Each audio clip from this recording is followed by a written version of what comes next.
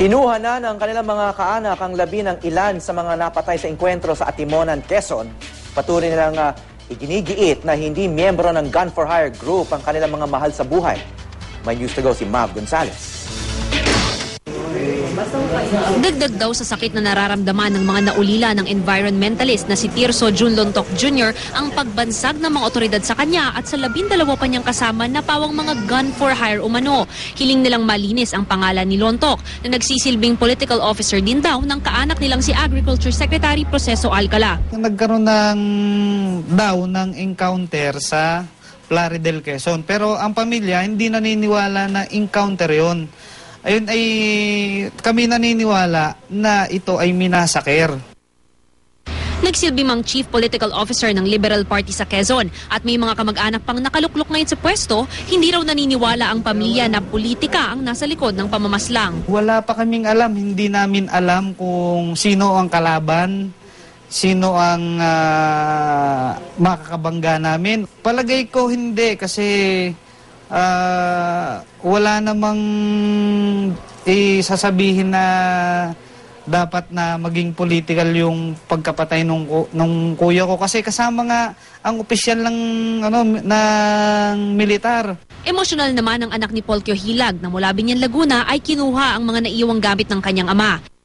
Licensed broker, dating college instructor at naging manager ng iba't ibang kumpanya si Kyohilag na niyaya lang daw ng nasawiring si Vic Siman Atienza sa Camarines Norte para magtayo ng security agency. Ang pamilya ni Maximo Pelayo nagulat daw sa kanyang pagkakadamay sa engkwentro. Alam namin nagkakantin lang. Nagkakantin ganun.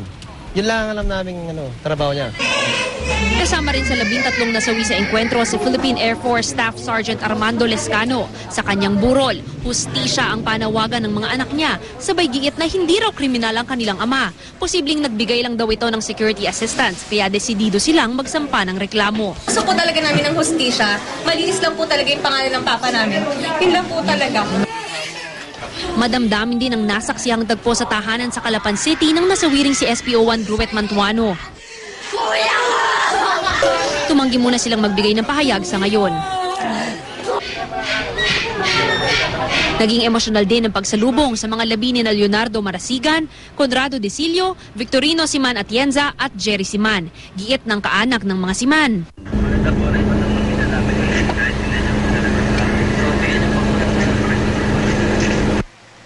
Sa Laguna rin nakatakdang dalhin ang 3 iba pang labi. Kinilala sila bilang sina First Lieutenant Jimbim Justiniani, PO1 Jeffrey Valdez at Police Superintendent Alfredo Consemino.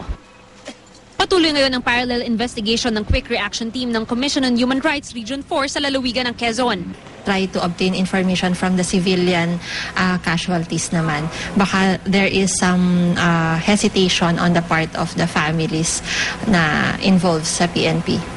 It would be greatly helpful if they will open themselves to the Commission on Human Rights because we would be glad to help in the investigation whether or not the encounter was really a shootout or a rub-out.